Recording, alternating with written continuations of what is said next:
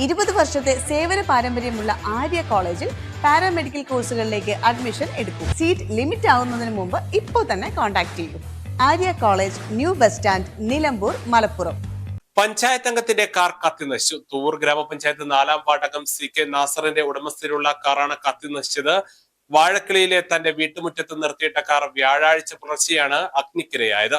സംഭവത്തെ തുടർന്ന് നാസർ കരുവാരക്കുണ്ട് പോലീസിൽ പരാതി നൽകി.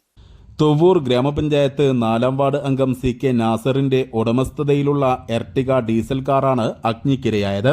കാറിന്റെ എഞ്ചിൻ റൂം പൂർണ്ണമായി കത്തി നശിച്ചു. രാത്രി പള്ളിപ്പറമ്പിൽ പോയി വന്ന് വീട്ടുമുറ്റത്ത് നിർത്തിയിട്ടതായിരുന്നു കാറ്. 12:30 വരെ നാസർ കാറിനടുത്തുണ്ടായിരുന്നു. കിടക്കാനായി പോകുന്നതിനിടെ ശബ്ദം കേട്ട് നോക്കിയപ്പോഴാണ് കാറിന്റെ മുൻഭാഗം കത്തുന്നത് കണ്ടത്. വീട്ടുകാരുടെയും സമീപവാസികളുടെയും സഹായത്തോടെ തീയണച്ചു. കാറിനടുത്ത് നിർത്തിയിട്ടിരുന്ന ജീപ്പ്, സ്കൂട്ടർ എന്നിവയിലേക്കും തീ പടർന്നു.